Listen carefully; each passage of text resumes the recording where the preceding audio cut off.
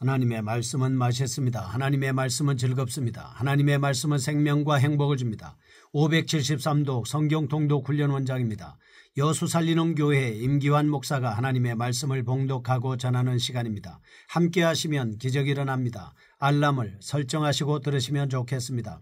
본 방송은 유튜브에서 성경 통독 임기환 검색하시고 구독하시면 계속되는 하나님의 말씀 업데이트를 통해서 은혜 받으실 수 있습니다. 오늘은 시편 100편을 봉독하고 말씀을 전하겠습니다. 시편 100편. 감사의 시. 온 땅이여 여호와께 즐거운 찬송을 부를지어다. 기쁨으로 여호와를 섬기며 노래하면서 그의 앞에 나아갈지어다. 여호와가 우리 하나님이신 줄 너희는 알지어다. 그는 우리를 지으시니요 우리는 그의 것이니 그의 백성이요 그의 기르시는 양이로다. 감사함으로 그의 문에 들어가며 찬송함으로 그의 궁정에 들어가서 그에게 감사하며 그의 이름을 송축할지어다. 여호와는 선하시니 그의 인자하심이 영원하고 그의 성실하심이 대대에 이르리로다. 아멘. 시편 100편은 기쁨과 감사와 찬송의 노래입니다. 시편 95편에서 100편까지는 주님의 통치를 찬송하는 시들 중에 마지막 결론부에 해당하는 본시는 감사의 시라는 표제가 붙어 있어서 예배자들이 감사제의 예물을 가지고 성전문과 뜰을 통과할 때 부른 노래다 볼 수 있겠습니다. 본시에서 3번이나 반복되는 어구가 있습니다. 2절 내가 완전한 길에 주목하오리니 주께서 2절 기쁨으로 여호와를 섬기며 노래하면서 그의 앞에 나아갈지어다. 4절 감사함으로 그의 문에 들어가며 이렇게 기록이 되어 있습니다. 4절 그의 궁정에 들어가서 라고 하는 말씀입니다. 이런 표현을 보더라도 본시가 성전에 올라가는 노래로 사용되었음을 알 수 있겠습니다. 본시를 예배를 드리기와 예루살렘 성전 주변에 모여든 주의 백성들을 소집하고 예배자들이 예배의식에 참여하기 전에 하나님이 어떤 분이신가를 다시 한번 마음에 떠올리면서 자발적인 감사와 기쁨에 예배를 드릴 수 있도록 유도하는 용도로 불려진 시다 볼 수 있겠습니다. 그러므로 시편 100편은 하나님을 섬기는 즐거움이 간결하고 함축적으로 표현된 감사시라고 볼 수 있겠습니다. 시인은 원망이나 불평을 전혀 언급하지 않습니다. 시종일관 온 땅이 하나님께 감사하고 경배할 것을 요청하고 있습니다. 본시는 1절 온 땅이여 여호와께 즐거운 찬송을 부를지어다. 2절 기쁨으로 여호와를 섬기며 노래하면서 그의 앞에 나아갈지어다. 4절 감사함으로 그의 문에 들어가며 찬송함으로 그의 궁정에 들어가서 그에게 감사하며 그의 이름을 송축할지어다 라고 하는 내용에 의해서 예배에 대한 초청이 드러나는 부분 3절과 5절입니다. 3절 여호와가 우리 하나님이신 줄 너희는 알지어다. 그는 우리를 지으시니요 우리는 그의 것이니 그의 백성이요 그의 기르시는 양이로다. 5절 여호와는 선하시니 그의 인자하심이 영원하고 그의 성실하심이 대대에 이르리로다. 아멘. 예배에 동참한 사람들의 고백과 감사와 찬송이 나타나는 부분으로 볼 수 있겠습니다. 1절에서 3절에 나오는 기쁨과 감사의 고백에 대해서 살펴보겠습니다. 하나님을 향한 인간의 태도에 대하여 명령적 어법으로 권고하고 있는 본단락은 여호와를 경배하고 찬송하는 즐거움을 생동감 있게 묘사하고 있다 볼 수 있겠습니다.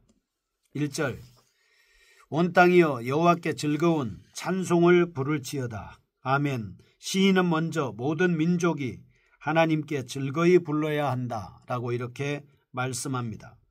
시인은 구약시대에 속해 있는 사람이지만 구원이 혈통적 이스라엘에 국한되지 않고 모든 인류에게 확산될 것임을 예언적으로 기술하고 있습니다. 마태복음 28장 19절, 마가복음 16장 15절, 사도행전 1장과 8절, 이 예수님은 승천하시기 전 제자들에게 모든 족속에게 복음을 전파하라고 명령하셨습니다. 우리는 여기서 민족과 신분을 초월하여 시편 96편 1절 모든 사람이 하나님을 찬송할 수 있는 특권과 의무를 가지고 있다라고 하는 것을 확인할 수 있겠습니다. 시인은 2절 기쁨으로 여호와를 섬기며 노래하면서 그의 앞에 나아갈지어다. 아멘. 온 인류가 찬송의 주체임을 분명히 하고 있습니다. 이어서 찬송의 자세에 대해서 말씀하고 있습니다. 성도는 온전히 자발적인 마음으로 기쁘게 하나님을 섬기고 예배해야 합니다. 만약 의무감 때문에 하거나 억지로 하거나 마음 내키지 않는 상태에서 인색함으로 하면 하나님은 결코 그 예배와 그 어떤 것도 기쁘게 받으시지 않습니다. 성도는 언제나 구원의 은총을 허락하신 하나님의 은혜를 상기하면서 자유롭고 순전한 마음으로 하나님께 나아가야 합니다. 성도는 베드로전서 1장 3절과 23절 하나님께서 자신을 창조하시고 성령과 말씀을 통해 우리로 하여금 거듭나게 하셨습니다. 시편 17편 8절 신명기 32장 10절 눈동자와 같이 하나님이 선택한 백성을 보호하신다는 것을 생각하면서 하나님께 최상의 찬송을 우리는 드려야 합니다. 2절 시인은 하나님께 기쁨으로 노래하고 찬송하는 삶을 요구하고 있습니다.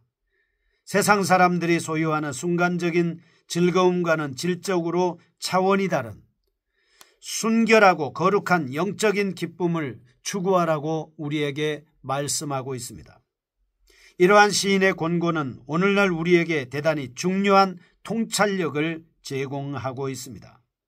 하나님을 섬기고 예배하는 행위는 최상의 복이면서 인간이 누릴 수 있는 최고의 희락입니다.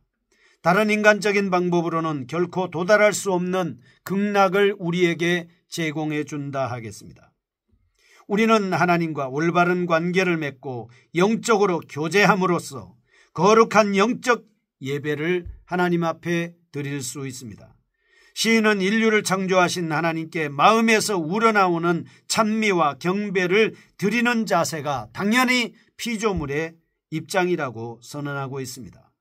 우리는 단순히 예배의 형식에 참가하는 것으로 만족하지 말고 전심으로 여호와께 경배하기를 기뻐해야 합니다. 4절과 5절입니다. 하나님께 대한 찬송입니다.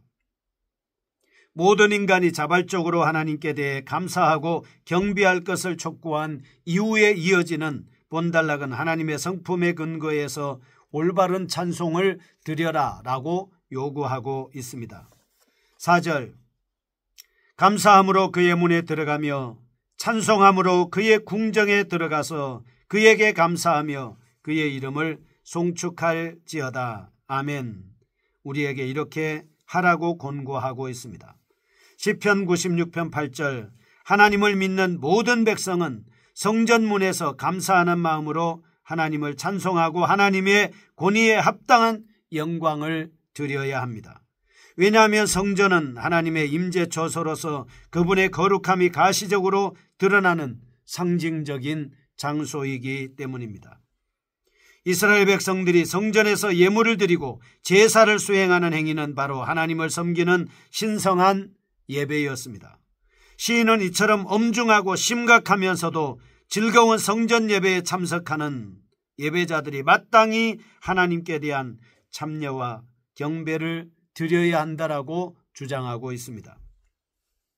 이러한 표현은 이스라엘 백성들이 어떤 절기를 맞이하여 성전 안으로 입장하면서 예물을 드리고 은혜를 찬송하는 광경을 우리로 하여금 연상하게 하고 있습니다. 그렇지만 궁극적으로는 그리스도의 십자가를 믿고 자신의 죄를 회개하며 하나님께 나와 구원의 은혜를 체험한 후 감격하는 모든 성도들의 헌신과 찬송과 경배를 예표하고 있습니다. 이어서 하나님의 백성이 성전으로 들어가면서 하나님께 찬송해야 될 이유로 하나님의 고귀한 속성을 제시하고 있습니다. 5절 하나님께서는 선하시고 인자하십니다. 그리고 성실하십니다. 마태복음 5장 55절, 사도행전 14장 17절, 하나님은 악인과 선인에게 골고루 해를 비추시고 때를 따라 비를 내리는 분이십니다.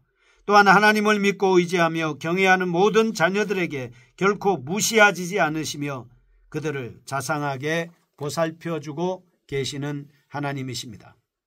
시편 86편 5절, 이사야 63편 9절, 회개하는 자의 죄는 기억하지도 않습니다. 그들에게 용서와 사랑을 베풀어 주십니다. 하나님은 인색하지 않습니다. 당신의 백성에 대해 결코 놀랍고 풍성한 복을 허락해 주시는 분이십니다. 시인은 이러한 하나님의 무한하신 인자가 영원히 지속된다고 말합니다. 성도는 마땅히 하나님의 선하심을 기뻐하고 만족해야 된다라고 말씀하고 있습니다. 인간의 감정과 성품은 변화될 수 있습니다. 하나님은 영원히 성실하신 분이십니다. 결코 변하지 않습니다. 회전하는 그림자도 없습니다. 하나님이 한번 약속하시면 철저하게 지키시는 분입니다. 정확하신 분입니다. 시인은 이처럼 어떤 상황에서도 달라지지 않는 하나님을 높이고 찬송하자고 소리 높여 외치고 있습니다. 여기서 우리는 신앙이란 하나님과 교제하는 즐거움을 만끽하는 상대임을 알 수 있습니다. 신앙은 고리타분한 규칙을 준수하는 메마른 행위가 아닙니다.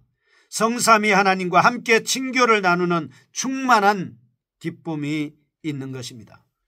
만약 우리가 오랫동안 종교적 제도와 규칙을 준행했음에도 불구하고 여전히 감사와 찬송이 흘러나오지 않고 불평과 원망으로 가득 차 있다면 이것은 진정으로 하나님을 만나지 못했음을 반증하는 증거입니다.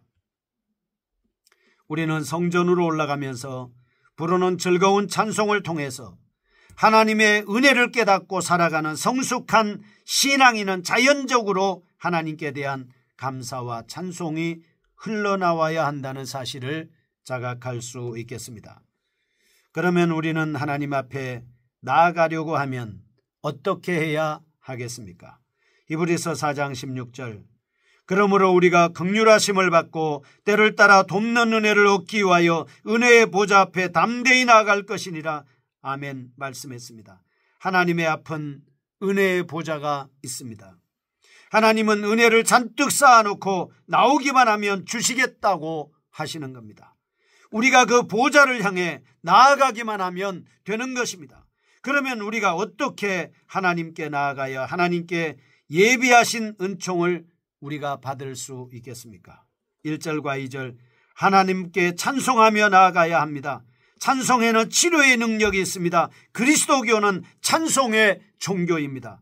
하나님은 살아계셔서 우리의 찬송을 받으시기를 원하십니다. 성도들은 찬송으로 하나님 앞에 나아가야 하고 우리는 하나님 앞에 나아가 찬송할 수 있는 특권이 주어져 있습니다.